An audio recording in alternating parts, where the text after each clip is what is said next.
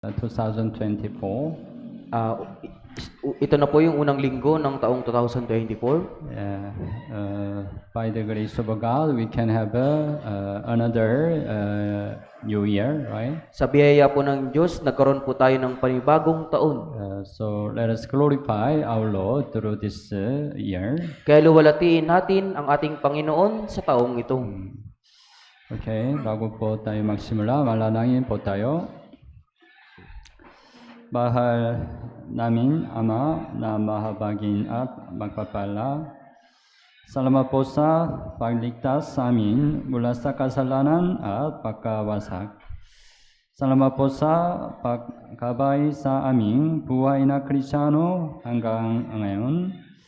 Salamat po sa pagbigay mo sa amin ng dakilang pagkakataon na mag-aral ng salita ng Diyos. Hiniling po namin na buksan mo ang aming puso at tainga sa salita ng Diyos. Naway maunawan namin ang salita ng Diyos sa pamamagitan ng tulong ng Banal na Espiritu. Pakiusap, maunawan namin ang kalooban ng Diyos sa pamamagitan ng salita ng Diyos.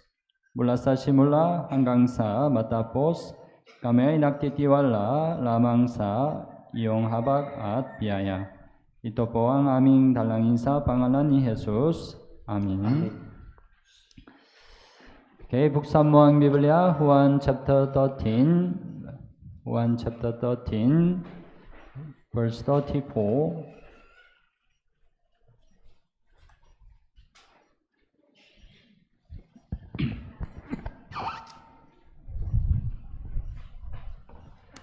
Juan chapter 13, verse 34.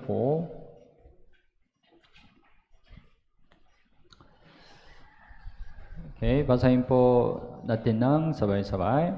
Isang bagong utos ang sa inyo'y ibinibigay ko, na kayo'y magmahalan sa isa't isa, kung paanong minahal ko kayo, magmahalan din kayo sa isa't isa. Okay, last week we already learned love one another. Nung nakaraang linggo po, napag-aralan na po natin ang patungkol sa magmahalan sa isa't isa. You know what's the slogan of this year, New Year? Alam niyo po ba kung ano yung slogan ng ating church sa taong ito? Our Cavite Church. Sa ating Cavite Church po, love one another. magmahalan sa isa't isa. So especially this year, let's practice love one another. Lalong higit, sanayin po natin sa taong ito na magmahalan sa isa't isa. So last week we already learned, but we couldn't finish your. Nung nakarang linggo, napag-aralan po natin ito, pero hindi po natin ito natapos. So today, let's continue, think about love one another. Pero ngayon, ipagpatuloy po natin na pag-aralan po yung patungkol sa pag-ibigin ng isa't isa. Let's summarize what we learned last week. Atin pong buo din yung pinag-aralan natin nung nakaraang linggo. May mga dahilan para mahalin ang isa't isa. Ito ang pinakamahalagang utos na ibinigay sa atin ng Diyos. At maaari tayong maging isa sa pagmamahal sa isa't isa. Kapag tayo ay naging isa, ang Diyos ay maaaring gumawa sa atin. Kung ganon, ano ang kailangan upang masanay ang pagmamahal sa isa't isa? Nauna ang pagkakaroon ng puso ng Diyos. Puso ng Diyos, right? Una, kailangan maunawan ang pag-ibig ng Diyos. Sa lawang na alam natin ang pag-ibig ng Diyos, maaari nating isagawa ang pag-ibig sa isa't isa. At ang taong umiibig sa Diyos ay maaari na ngayon magmamahal ng iba pang mga kapatid. Kung paano sanayin ang pagmamahal sa isa't isa. Last week we learned, right? mahalin ang isa't isa sa pamamagitan ng pagbibigay ng interes sa iba. Right? We have to try to give our interest to other brothers and sisters. Subukan nating ibigay yung ating interes sa iba pong mga kapatiran. Yeah. At mahalin ang isa't isa sa pamamagitan ng sakripisyo at pagsusumika, right? Yeah. So, without sacrifice, you cannot practice love one another. Kung walang sakripisyo, hindi po natin masanay po yung pagmamahal sa isa't isa.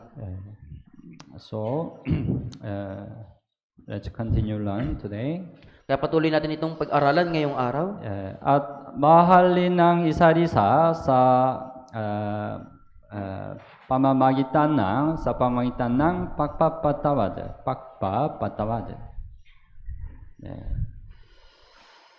Ang pinakamalaking dahilan na pumipigil sa atin na mangmahalan ay ang sakit na natanggap natin mula sa ating mga kapatid. Right? If you are hurt by some brothers and sisters, it's difficult to love one another, right? Kung ikaw ay nasaktan sa magitan ng isang kapatid, napakahirap pong ibigin o mahalin ng isa't isa.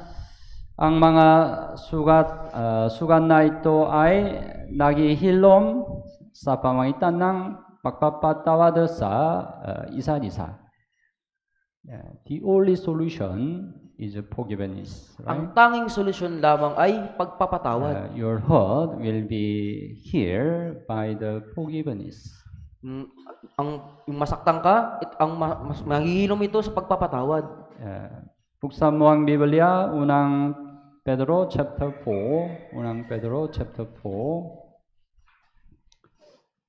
verse 8.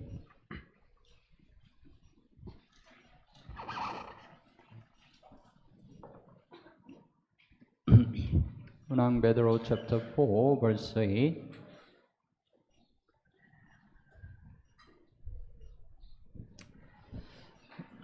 Okay, basahin po natin ng sabay-sabay. Higit sa lahat, magkaroon kayo ng maningas na pag-ibig sa isa't isa, sapagkat ang pag-ibig ay nagtatakip ng maraming kasalanan. Magkaroon kayo ng maningas ng na pag-ibig sa isa't isa. Sapagkat ang pag-ibig ay nagtatakip ng maraming kasalanan. Cover the sin means, right, forgive sin, right? Yung pagtakpan po yung kasalanan po, yan po yung patawarin po yung kasalanan. Pinatawadan ng Panginoon ang ating mga kasalanan magpakailanman dahil mahal na mahal niya tayo. Tama ba? Malalaman natin kung gaano kalaki ang pag-ibig ng Panginoon sa pamamagitan ng talatang nagtatakip ng maraming kasalanan. We know, right, how great sin we had before, right? Di ba po, alam natin kung gaano karaming kasalanan meron tayo noon. But because of the love of the Lord, all our sins were covered. Ngunit dahil sa pag-ibig ng ating Panginoon, tinakpan niya po yung ating mga kasalanan. Mapapatawad din natin ang ibang mga kapatid dahil natanggap natin ang pag-ibig ng Diyos. Ito ay pagpapahayag ng pangmamahal kapag tinatakpan natin ng pangmamahal ang mga kasalanan ng mga kapatid. So, we can practice love of one another by forgiving other brothers and sisters with God's love. Kaya magagawa po natin yung pagsasanay sa pagmamahal sa isa't isa. Kung gagawin po natin ito, naibigin ng isa't isa po.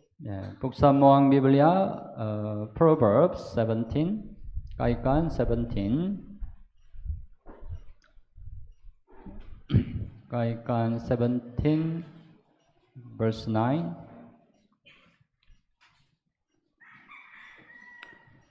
17 verse 9.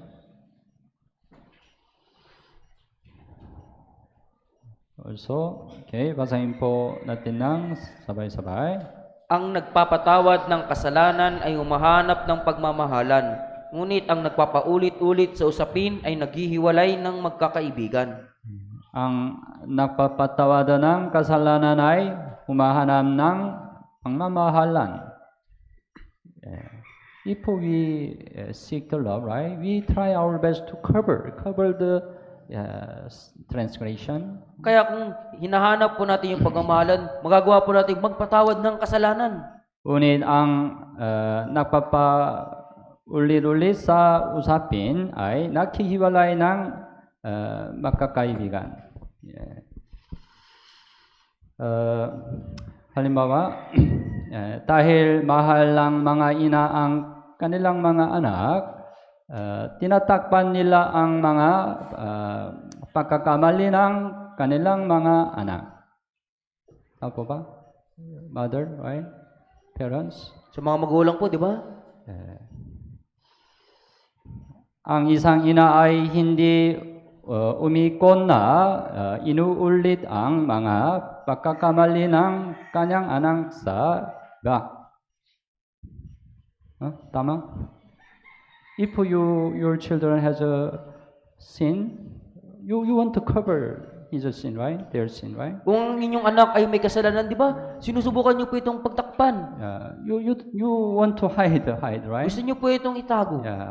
But you don't say, right? You don't say to every people for the sin of your children, right? Pero hindi mo sinasabi sa ibang mga tao yung kasalanang nagawa ng iyong anak. Because mom loves the children. Dahil iniibig ng ina yung kanyang mga anak. Kung ulitin mo ang pagkakamali ng iba, masisira ang pag-ibig at masasaktan ang puso ng isa't isa. Irepan.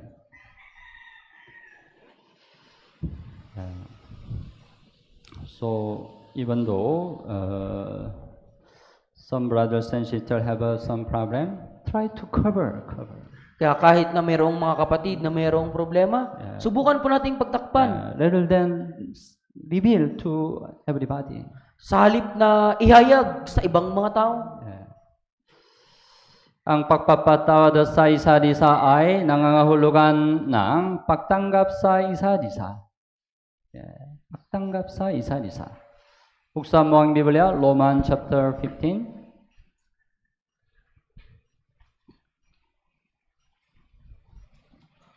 Romans chapter 15, verse 7. Romans 15, verse 7. Okay, basahin po natin ng sabay-sabay. Kaya tanggapin ninyo ang isa't isa, gaya naman ni Kristo na tinanggap kayo sa kaluluwalhati ng Diyos.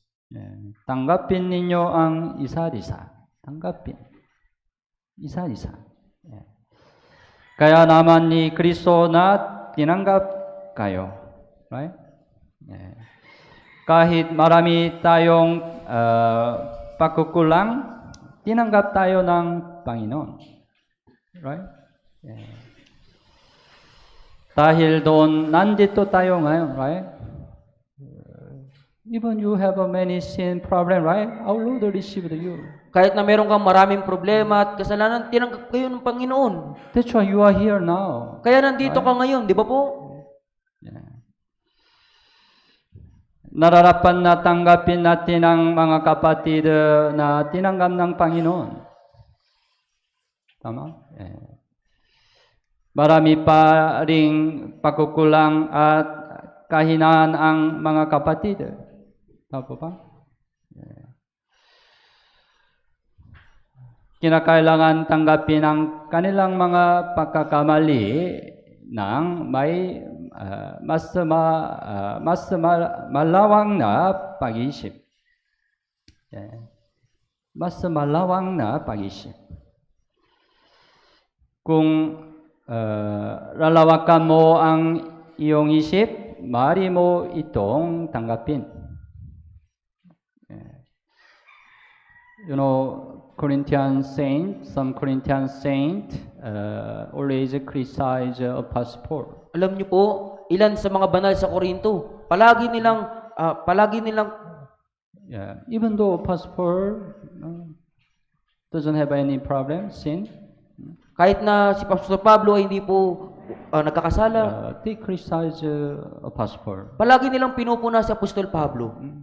Yeah, but how about attitude of Apostle Paul? Ngunit paano naman po yung saloobin ni Apostol Pablo? Yeah, he received the Corinthian saint, right? Tinanggap niya po yung mga banal sa Korinto. Because he had the wide heart, broad heart. Dahil meron po siyang malawak na pag-iisip. Yeah. 2 Corinthians chapter 6. 2 Corinthians chapter 6. 12 and 13. 12 and 13.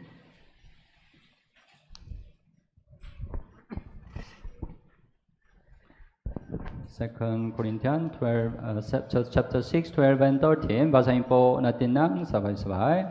Kayo ay hindi namin hinihigpitan, subalit kayo ay hinihigpitan ng sarili ninyong damdamin. Bilang ganti, nagsasalita akong tulad sa mga bata, palawakin din ninyo ang inyong mga puso.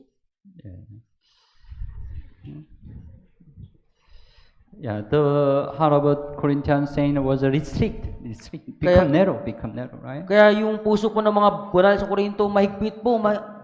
Yeah, that's why they couldn't receive Apostle Paul. Kaya di po nila magawang tanggapin si Apostol Pablo. Even they judged the Apostle Paul, right? Hinatulan din po nila sa Apostol Pablo. Yeah, that's why Apostle Paul encouraged them to open their heart. Kaya hinimok sila ni Apostol Pablo na palawakin ang kanilang mga puso. Yeah, palawakin din ninyo ang inyong mga puso. Yeah. If we open our heart, we can receive anybody, right? Kung palalawakin natin ang ating mga puso, magagawa nating tanggapin ang lahat. Yeah. We have to open our heart to all the brothers and sisters. Kailangan ating palawakin ang ating puso sa lahat ng mga kapatid. Then we can receive all the brothers and sisters, even though they have some problem. Kung gayon, magagawa nating tanggapin ang lahat ng mga kapatid kahit na meron silang mga problema. At ang pagpapatawad ay nangangailangan ng mahabang pagtitis. Mahabang pagtitis. Yeah. May mga kahulugan ng pag-ibig sa Corinthians chapter 13, right? Yeah. Ang una ay matitisin, right? Love is long suffering. Ang pag-ibig po ay matiisin. First definition of love, long suffering, right? Yung unang kahulugan ng pag-ibig po ay matiisin. Yeah. Magagawa natin ang pag-ibig sa pamamagitan ng pagpapatawad sa isa't isa, sa pamamagitan ng mahabang pagtitis. Mahabang pagtitis. Buksan mo ang Biblia, Colossians chapter 3.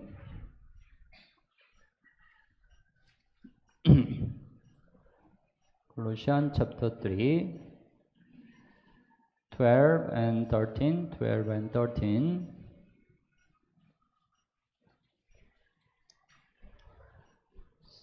Colossians chapter 3, 12 and 13. Okay, basahin po natin ng sabay-sabay. Bilang mga hinirang ng Diyos, mga banal at minamahal, magbihis kayo ng kahabagan, ng kabaitan, ng kababaang loob, ng kaamuan at ng katyagaan. Pagtiisan ninyo ang isa't isa, at kung ang sino man ay may reklamo laban sa kanino man, magpatawaran kayo sa isa't isa. Kung paanong pinatawad kayo ng Panginoon, ay gayon din naman ang inyong gawin. Katiyagan, kailangan katiyagan, right? Yeah. Verse 13, pagtitisan ninyo ang isa't isa. Yeah. Ito ay pagpapatawarin kayo sa isa't isa. Right? Yeah. So, we cannot expect our brothers and sisters they can be good immediately. Hindi natin maaasahan po, hindi natin pwedeng asahan na agad po silang magiging mabuti sa atin. Yeah. It will take time until their faith can be established, right? Aabot po ng panahon hanggang sa ang kanilang pananampalataya po ay maitatag. Until that time, right? We need to wait, right? Hanggang sa panahong iyon, kailangan nating maghintay. That's why our side, we need the long suffering. Kaya sa ating panig, kailangan natin ng pagtitiis. Someday, God will change them, right? Balang araw, babaguhin sila ng Diyos. Yeah. But if we don't do long suffering, we can easily criticize, judge brothers and sisters. Pero kung hindi po natin gagawin po yung pagtitiis, madali po nating pupunahin, madali nating hahatulan yung mga kapatid. Upang magpatawad, kailangan ninyong maunawaan ang isa't isa. Kailangan ninyong maunawaan ang isa't isa. Dapat nating sikaping higit na maunawaan ang ating mga kapatid. Upang mas maunawan, kailangan nating malaman ang higit pa tungkol sa isa't isa. Kailangan ang mas malapit na fellowship. In our Christian life, we experience many misunderstanding, right? Sa ating Kristiyanong pamumuhay po, nararanasan natin yung maraming hindi pagkakaunawaan. Because of misunderstanding, we can be easily hurt, right? Dahil sa hindi pagkakaunawaan, madali po tayong nasasaktan. Why many misunderstanding happen? Bakit nangyayari po yung maraming hindi pagkakaunawaan? Because we don't know each other yet. Dahil hindi pa natin talaga kilala ang isa't isa. We judge the other according to our own experience, our own thought, right? Hinahatulan natin yung iba ayon lang sa ating karanasan at pag-iisip. If some brothers and sisters act some way, there is a reason why they act like that. Kung ang isang kapatid ay kumikilos sa ibang paraan, may dahilan kung bakit sila ganun kumikilos. But we don't know the reason why they act like that, right? Pero hindi natin alam yung dahilan kung bakit sila kumikilos ng ganun. If some brothers and sisters say something, there is the reason why they say like that. Kung may isang kapatid na nagsasabi ng ganito, hindi natin alam kung ano yung dahilan kung bakit siya nagsasabi ng ganito. But we don't know why they say like that exactly, right? Pero hindi natin alam na eksakto kung bakit ganun ang sinasabi niya. But if we know more each other, we can understand. Pero kung higit nating kilalang isa't isa, maunawaan natin. The brother act like that because of the brother, the character is like that. Kumikilos yung kapatid na ganyan dahil ganyan talaga yung kanyang pag-ugali. It is just his character, not his intention. Yan yung kanyang naging kaugalian na, yan yung kanyang pag-ugali at hindi niya intention iyon. Then we can understand, right? Kung kayo maunawaan po natin, di ba po? But we don't know each other. Right? That's why we need more close fellowship. Kaya kailangan po natin ng mas malapit na fellowship. If as much as we know each other, we can avoid the misunderstanding. Hanggat sa kilala natin ng higit pa ang isa't isa, maiwasan natin yung hindi pagkakaunawaan. That's why we have to have a good fellowship, close fellowship. Kaya kailangan natin magkaroon ng mabuting malapit na fellowship. That's why fellowship is really important. Kaya yung fellowship po ay talagang napakahalaga. When you understand other, you can easily forgive. Kung naunawaan mo ang iba, madali mo silang mapapatawad. But if you don't understand, it's really difficult to forgive, right? Pero kung hindi mo naunawaan, napakahirap pong magpatawad. At upang magpapatawad, dapat kang mapuno ng pag-ibig ng Panginoon. Pag-ibig ng Panginoon. If God's love overflow, you can easily forgive the other. Kung umaapaw po yung pag-ibig ng Panginoon, madali mong mapapatawad ang iba. Why you are very difficult to forgive the other? Bakit napakahirap sa iyo na magpatawad sa iba? Because you don't have enough love of God. Dahil wala kang sapat na pag-ibig ng Panginoon. Ang pagpapatawad ay pagsunod.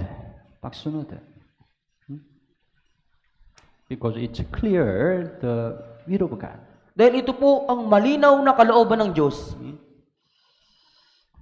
Kaya para magpatawad, kailangan mo ng pusong sumunod sa salita ng Panginoon. So, if you don't forgive, it's disobedience. Kung hindi ka magpapatawad, yan ay pagsuway. Forgiveness is obedience. Ang pagpapatawad ay pagsunod. Let me introduce one famous pastor long time ago in Korea. Papakilala ko po sa inyo yung isang tanyag na pastor sa Korea. It happened long time ago. The pastor his name Son Yang-won. Nangyari po ito, ang kanyang pangalan po, Song Yang-wan. Anyway, it happened. His two sons was killed by North Korean. Nangyari po na yung kanyang dalawang anak na lalaki po ay pinatay ng North Korean. Because of the faith, believing Jesus. Dahil sa pananampalatayang sumampalataya kay Jesus. The young North Korean maybe became enemy of Pastor Son Yang-won, right? Kaya yung isang kabataang North Korean po ay naging kakaaway ng ama ni Song Yang-won. Let's suppose you met this situation. Ipagpalagay po natin humarap kayo sa ganitong Your two sitwasyon. son was killed by somebody. Yung inyong dalawang anak ay pinatay ng isang tao. He will become enemy, right? Di ba siya ay magiging kaaway? But what's attitude of Pastor Son Yang-won? Pero ano po ba yung naging saloobin o paugali ni Song Yang-won? He adopted the North Korean as his son. Inadapt niya po yung North Korean na iyon bilang kanyang anak. You understand the situation? Naintindihan niyo po ba kung ano yung sitwasyon? Is it possible? Posible kaya yun? Can you adopt your enemy as a son? Pwede niyo bang tanggapin yung inyong kaaway bilang iyong anak? It's really difficult, right? Di ba napakahirap po nun? But he did. Pero nagawa niya po. How is it possible? Paano po nangyari? The only reason because of the love of the Lord. Ang tanging dahilan lamang po ay dahil sa pag-ibig ng Panginoon. And then, after he adopted North Korean as his son, he prayed to God. Pagkatapos niya pong tanggapin yung North Korea na yun bilang kanyang anak, nanalangin siya sa Diyos. He had 10 prayer. Meron po siyang 10 panalangin. But among his prayer,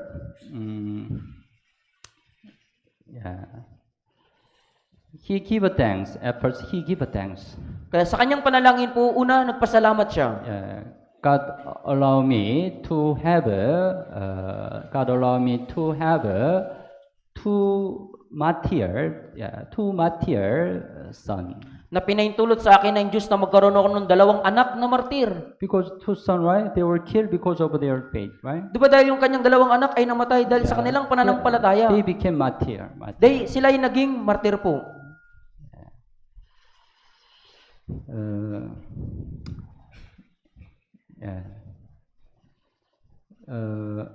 And he also give thanks because God gave me the heart, gave me the heart of love that make the North Korean my enemy as my son. At siya ay nagpasalamat sa Diyos na binigyan siya ng Diyos ng puso na yung kanyang kaaway North Korean po ay ginawa niya pong natanggapin niya at ginawa niyang anak. He knew it was not his original heart, right? Nalalaman niyang ito, hindi talaga ito yung kanyang tunay na puso. He could forgive his enemy because of the love of the Lord, right? Nagawa niyang patawarin ng kanyang kaaway dahil sa pag-ibig ng Panginoon.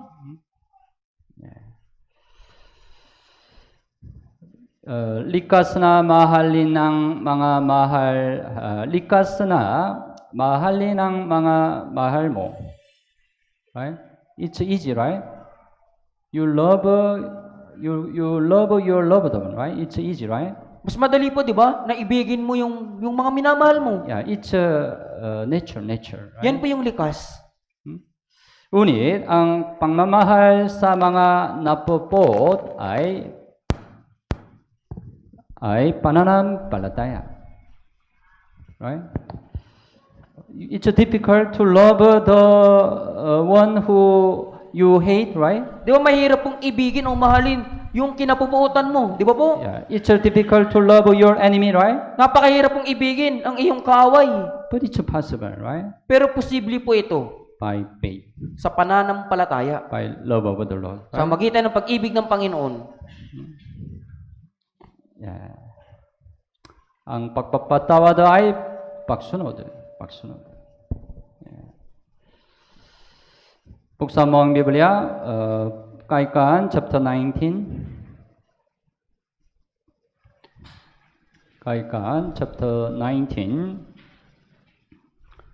verse 11.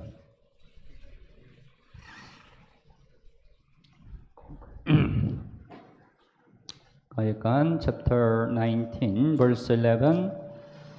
Okay, basahin po natin ng sabay-sabay. Ang matinong pag-iisip ng tao sa galit ay nagpapabagal at kayang ng kalwatian na di pansinin ang kamalian. Kanyang kalwalatian na di pansinin ang kamalian. Pansinin ang kamalian. It means, forgive.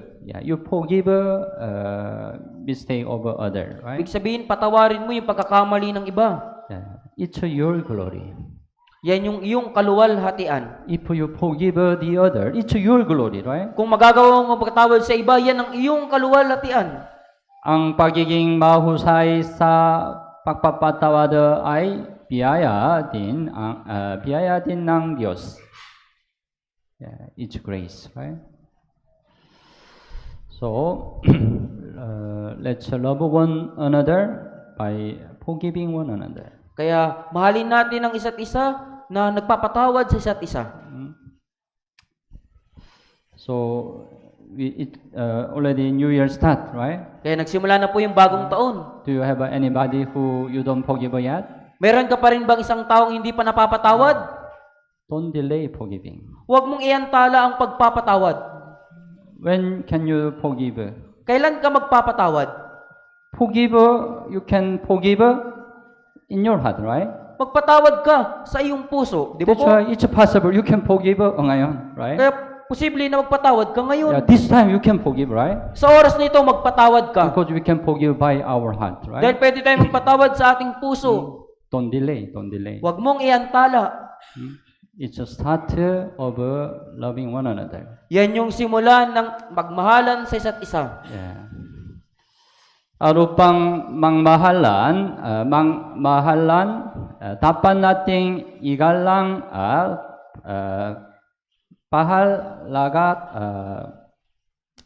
pahalagahan ng bawat isa. Pahalagahan ang bawat isa. We check the definition of love. 1 Corinthians chapter 13.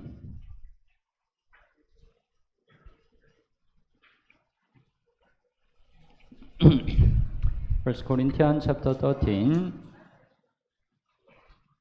verse 4 and verse 5. Verse 4 and verse 5. Okay, basahin po natin ng sabay-sabay. Ang pag-ibig ay matiisin at magandang loob. Ang pag-ibig ay hindi mainggitin o mapagmalaki o hambog. Hindi magaspang ang kilos. Hindi nito pinipilit ang sariling kagustuhan. Hindi mayayamutin. Hindi nagtatala ng mga pagkakamali. It's a definition of love, right? Yan po yung kaulugan ng pag-ibig. So verse 4, right? We already learned, right? Ang pag-ibig ay matitiisin. Yeah. At ang pag-ibig ay hindi maingitin o mapangmalaki o hambog. Yeah. Verse 5, hindi magaspang ang kilos. Yeah. At hindi mayayamutin, right? Yeah. ang walang ingat na mga salita ay maaaring sirain ang pag-ibig. Dapat kang maging maingat at magalang sa iyong mga salita at kilos. To practice love of one another, we have to be very careful our speech and our act to brothers and sisters. Upang sanayin yung magmahalan sa isa't isa, kailangan nating maging maingat sa ating pananalita at pagkilos sa mga kapatiran. We have to more honor brothers and sisters. Kailangan nating higit na igalang po ang mga kapatiran. We have to consider brothers and sisters more preciously. Kailangan nating isaalang-alang yung mga kapatiran ng higit na mas mahalaga. If we consider preciously each other, right? We will be very careful our speech, our act, right? Kung ituturing natin na mas mahalaga ang isa't isa, magagawa nating mag-ingat sa ating pananalita at pagkilos. Yeah. But sometime it happened, Proverbs chapter 12. Pero minsan nangyayari po sa Kawikaan chapter 12, 12 verse 18. Kawikaan 12 verse 18.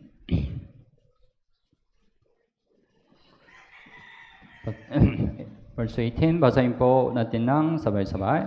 mga salitang padalos-dalos ay parang ulos ng espada, ngunit ang dila ng pantas ay kagalingan ang dala. Yeah. Mga salitang pagdalos-dalos ay parang ulos ng espada. Ulos ng espada. Yeah. Sometimes our speech can hurt other brothers and sisters, right? Minsan yung ating pananalita po ay nakakasakit sa ibang mga kapatiran. Kagaya ng ulos ng espada. It's a very critical thing, right? Yan po ay talagang mapanganib na bago. That's why we have to be very careful in our speech. Kaya kailangan nating maging maingat sa ating pananalita. Colossians chapter 4, buksan mo ang Biblia. Colossians chapter 4, verse 6. Colossians chapter 4, verse 6. So, basahin po natin ng sabay-sabay. Ang inyong pananalita naway laging may biyaya na may timplang asin upang inyong malaman kung paano ninyo dapat sagutin ang bawat isa. Ang inyong pananalita naway laging may biyaya na may timplang asin. So we have to try to speak the graceful word. Kaya kailangan nating subukang magsalita po palagi na mayroon mapagbiyayang salita. We have to speak the proper way. Kailangan nating magsalita ng mas nararapat na paraan.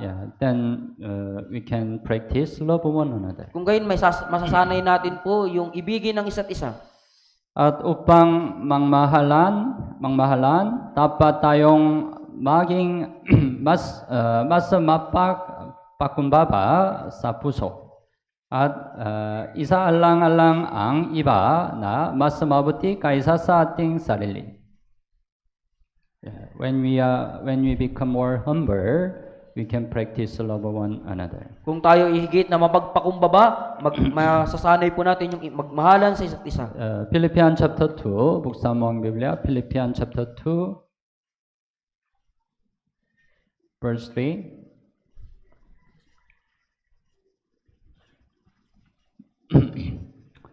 Philippians chapter 2, verse 3. So, okay, basahin po natin ng sabay-sabay. Huwag ninyong gawin ang anuman sa pagpapaligsahan o pagmamataas, kundi sa kababaan. Ituring ng iba ay higit na mabuti kaysa inyong sarili.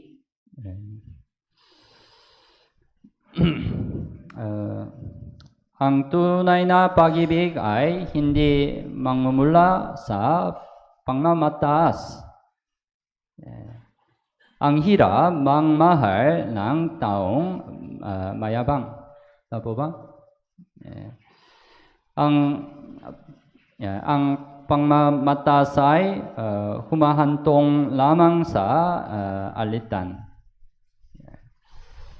Buksan mo ang Biblia, Kaikan chapter 13, Kaikan chapter 13.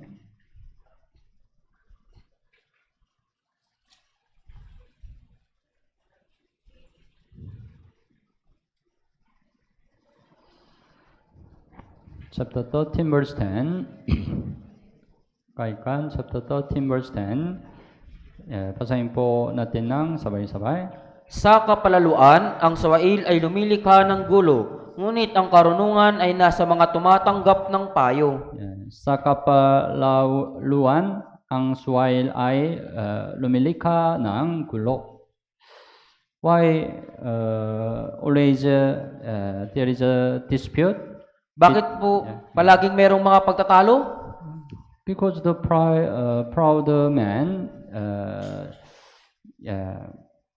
they think they don't have a problem. Dahil ang taong mapagmataas, iniisip niyang wala siyang problema. They think they are correct. Iniisip niyang siya ay tama. There is a two person. May dalawang tao po. They are proud. Sila ay mapagmataas. They insist, I am correct, I am right. Pinipilit nung isa, ako ay tama. And the other also say, I am correct, I am right. At sinasabi din ng isa pa, ako ay tama. I don't have problem, right? Wala akong problema. That's why there is no way avoid the dispute, right? Kaya walang paraan para hindi maiwasan yung pagtatalo. Because their opinion is different, right? Dahil yung kanilang pananaw po ay magkaiba. Subalit mayroong tayong likas na ugali na maging mayabang. It's man's nature. Yan po yung likas ng tao. That's right. Kaya dapat nating subukang maging mas mapagpakumbaba. Buksan mo ang Biblia, unang Pedro chapter 5. Unang Pedro chapter 5.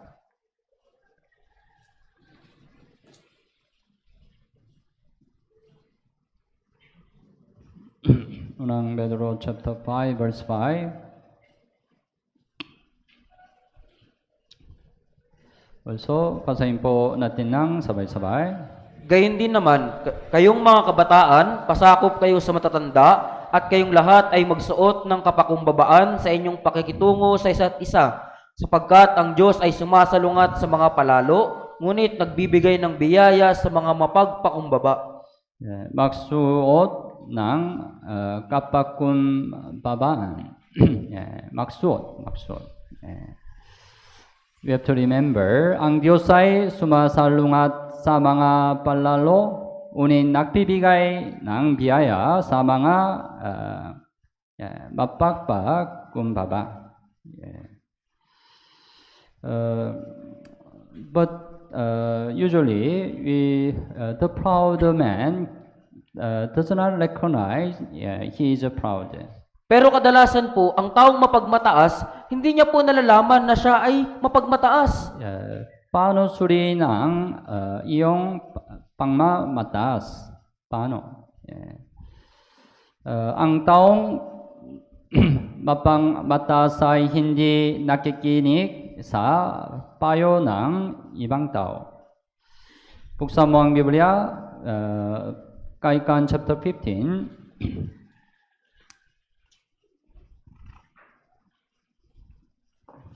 15 verse 12.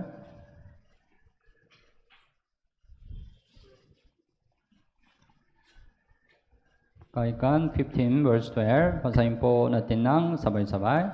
Ayaw ng manlilibak na siya'y maiwasto, siya'y hindi magtutungo sa matalino. Ayaw ng manlilibak na siya'y may wasto. Ang isang mapangmataas na tao ay nag-iisip na walang mali sa kanya. That's why he doesn't accept the advice of other, right? Kaya hindi niya tinatanggap yung payo ng iba. Kailangan mong maging handa na tanggapin kung ano ang itinuturo ng ibang tao. It's a humble heart, right? Yan ay yung pusong mapagpakumbaba.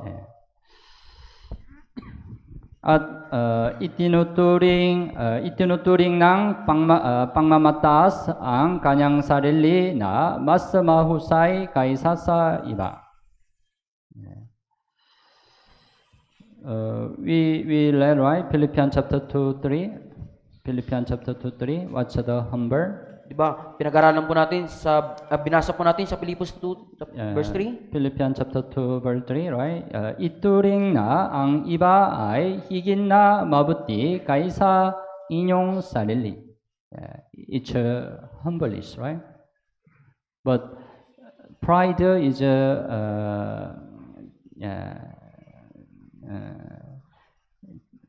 different situation, right? Pero ang pagmamataas po ay sa ibang sitwasyon. Proud man think I'm better than the other. Iniisip ng mapagmataas, higit na mabuti ako kaysa iba. Upang hindi maging mapagmataas, kailangan mong malaman ang iyong sariling mga pagkukulang. So, we need to check ourselves through the Word of God. Kailangan natin siyasatin ang ating mga sarili sa pamamagitan ng salita ng Diyos. Don't compare you with the other. Huwag mong ikumpara ang iyong sarili sa iba. You have to check yourself before the Word of God, right? Kailangan mong siyasatin ang iyong sarili sa harapan ng salita ng Diyos. Then you will not become proud. Kung gayon, hindi ka magiging mapagmataas. But you compare with the other, right? That's why you become proud. Pero kinukumpara mo yung sarili mo sa iba, kaya nagiging mapagmataas ka. Ang pangmamataas ay hindi napapanatili ng tamang position. If we don't keep our right position, it become proud. Kung hindi natin mapapanatili yung ating tamang posisyon, ito po ay pagmamataas. One example, right? Satan. Isa sa mga halimbawa po, di ba, si Satanas. Satan is the greatest proud. Si Satanas po yung pinakadakilang mapagmataas.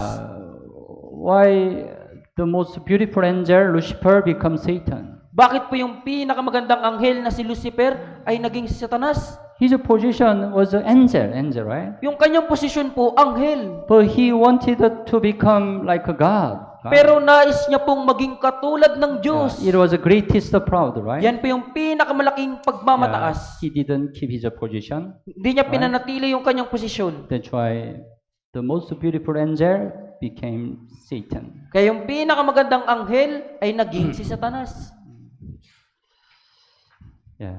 We have our right position. Meron po tayong tamang posisyon. If we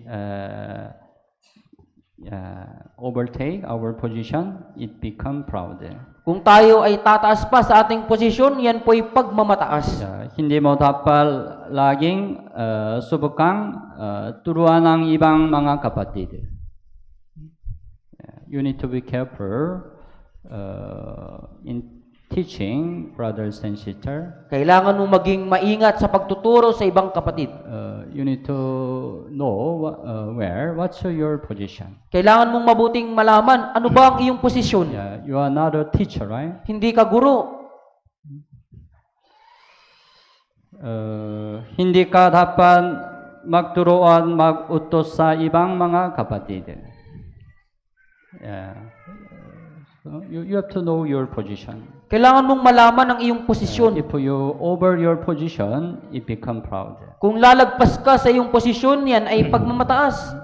So, we need to be careful not to be proud. Kailangan nating maging maingat na hindi maging mapagmataas. When we are more humble, we can really love one another. Kung tayo ay higit na mapagmapakumbaba, magagawa nating ibigin ang isa't isa. At mahalin natin ang isa't isa ng may tapat na puso, kailangan tapat na puso.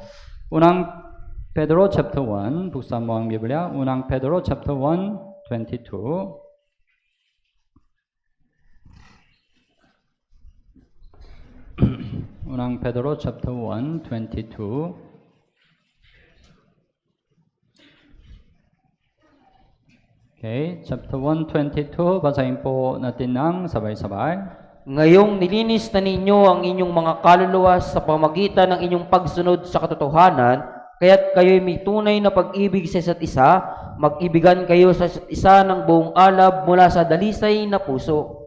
예, kayo'y may tunay na pag-ibig sa isa't isa. tunay na pag-ibig sa isa-isa. tunay na pag-ibig. It means no lie. Ibig sabihin, walang kasinungalingan. No lie.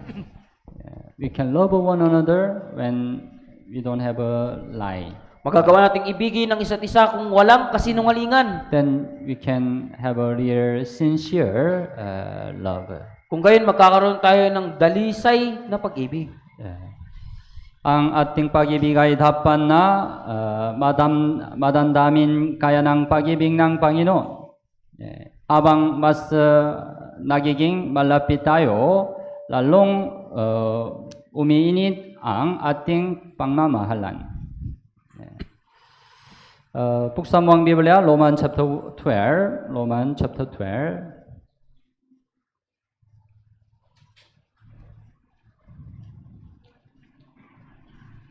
Romans chapter 12, verse 9.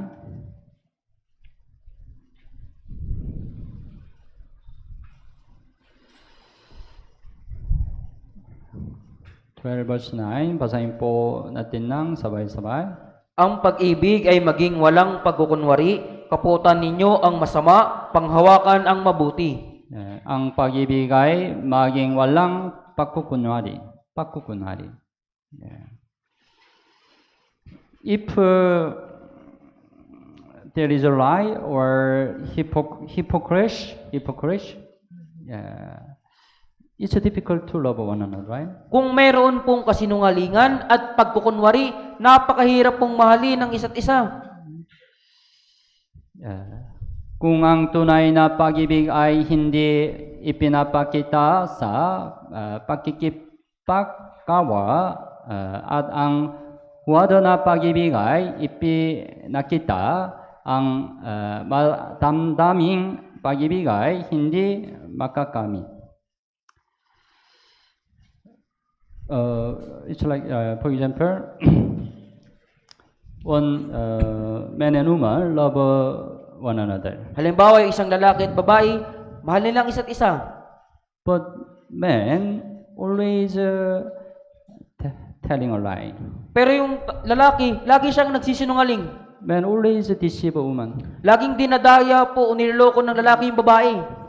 Then the woman can love him? Kung gayon, iibigin ba siya ng babae? Kayo hindi. It's impossible, right? Imposible po, di ba? Yeah. There should be no lie.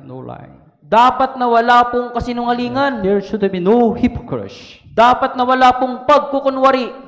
Then we can really love one another. Kung gayon, talagang magagawa nating mahalin ng isa't isa.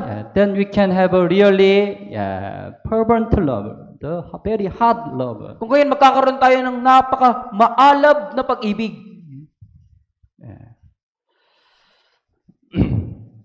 So, we have to love one another. As God loved us, with His fervent love. Kaya mag-ibigan tayo sa isa gaya ng pagmamahal sa atin ng Panginoon ng kanyang maalab na pag-ibig. Habang papalapit ang araw ng pagdating ng Panginoon, walang ganong panahon para mahalin ang isa't isa. Right? You know, our time, Jesus' second coming is really near. Nalalaman natin sa ating panahon, yung ikalawang pagdating ng Panginoon ay napakalapit na. Even we love one another until our Lord comes again, it's not enough time, right? Kahit na ibigin natin ang isa't isa hanggang sa dumating ang Panginoon, hindi po ito sapat. That's why we have to try our best to love one another more. Kaya kailangan nating subukan ng makakaya natin na higit nating ibigin ang isa't isa. Yeah. So, yeah. Ano ang resulta ng pagmamahalan isa't isa? Anong resulta? lumilitaw ang kasaysayan ng mga nawawalang kaluluwang iniligtas. Right? Yeah. Buksan mo ang Biblia, Juan chapter 13. Verse 34, go back, our main paragraph. 34 and 35. Hanggang 35. Okay. Basahin po natin ng sabay-sabay. Isang bagong utos ang sa inyo'y ibinibigay ko, na kayo'y magmahalan sa isa't isa, kung paanong minahal ko kayo, magmahalan din kayo sa isa't isa. Sa pamamagitan nito ay makikilala ng lahat ng mga tao na kayo ay aking mga alagad, kung kayo'y may pag-ibig sa isa't isa. Verse 34, right? Jesus said, love one another. Love one another. Sinabi sa verse 34, sinabi ni Jesus, kayo magmahalan sa isa't isa. Anong resulta? 35. Sa pamamagitan nito ay makikilala ng lahat ng mga tao na kayo ay aking mga alagad. Kung kayo'y may pag-ibig sa isa't isa. Kapag nag-umapaw ang ating pangmamahalan, lumalaganap ito sa labas. Right? If we really love one another, right? Outside the people also know. Kapag talagang iniibig natin ang isa't isa, yung mga tao sa labas, malalaman din po nila. They say, oh, our church is a real church, true church. Sasabihin nila, yung ating church ay tunay na church. They are different. Sila'y kakaiba. They really love one another. Talagang iniibig nilang isa't isa. Let's suppose when some newcomer come to our church. Pagpalagay natin na merong newcomer na dumating sa ating church. At first, do you know what they focus on? Sa una, alam niyo po ba kung ano yung kanilang unang pinagtutuunan? What they try to look at? Ano yung kanilang sinusubukang tingnan? They try to look at each brother and sister. Sinusubukan nilang tingnan yung bawat kapatid. What's their attitude? Ano ba yung kanilang pag-uugali? And they fear whether we really love one another. At nararamdaman nila kung talaga bang iniibig natin ang isa't isa. Because if we really love one another, our faith appearance will be different, right? Dahil kung talagang iniibig natin ang isa't isa, yung ating anyo po ay iba. When we love one another, right? We look always happy, right? Kung talagang iniibig natin ang isa't isa, di ba? Mukha tayong masaya. Yeah, we always smile. Palagi tayong nakangiti. Tama ba? That's why they fear, they know, right? Kaya naramdaman nila, alam po nila. Yeah. That's why next time they want to come to our church again. Kaya sa susunod, gusto nilang bumalik muli sa ating church. But on the contrary, they cannot find any love in our church. Pero kung sa kabaliktaran, wala silang matagpo ang anumang pag-ibig sa ating church. All the brothers and sisters look so serious. Lahat ng mga kapatid ay talaga mukhang seryoso. Next time, they don't want to come to our church again, right? Sa susunod po, ayaw na po nilang bumalik sa ating church. That's why love one another is really important. Kaya po yung magmahalan sa isa't isa ay napakahalaga. It happened in the early church, right? Nangyari po yan sa unang church. Buksan mo ang Biblia, Gawa chapter 2. Verse 46.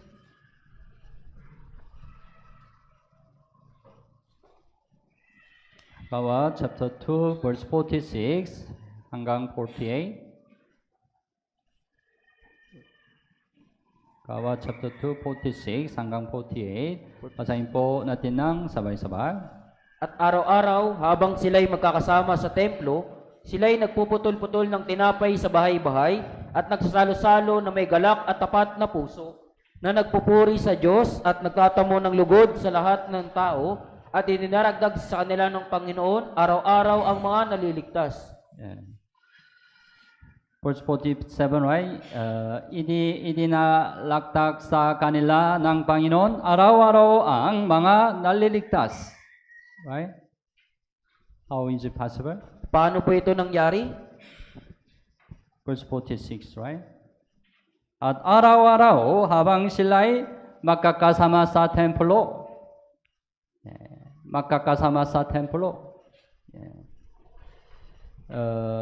In English translate said, continuing daily with one accord in the temple.